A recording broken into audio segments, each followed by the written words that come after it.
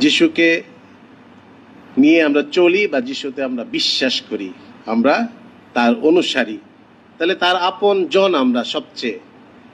তাই আপন জন হিসাবে আমরাও তার জীবনকে ধ্যান করি, আমাদের জীবন চলার পথে তার বিভিন্ন কাজ বা তার শক্তি ভিক্ষা করে চলি। কিন্তু তারপরেও তিনি তো অসীম,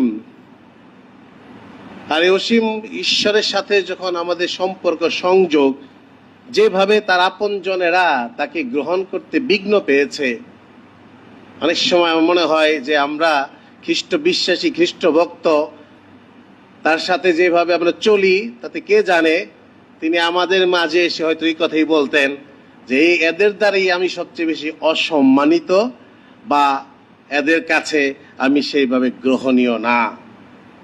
আমাদের অবিশ্বাস দেখে হয়তো তিনি একটু অবাক হতেন, কে জানে, প্রশ্নে রাখি। কারণ বিশ্বাসটা শুধু যেন মনের এবং চিন্তার না হয়। দীক্ষা পেয়েছি, দীক্ষার গুণে আমরা আমাদের পাপের ক্ষমা লাভে ঈশ্বরের সন্তান বলে পরিগণিত হয়েছি।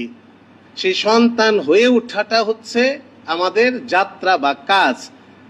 পরিবারের সন্তান না, আমরা ঈশ্বরের সন্তান, সেই বিশ্বাসে আমাদের পথ চলাটা হচ্ছে করণীয় বা দায়িত্ব।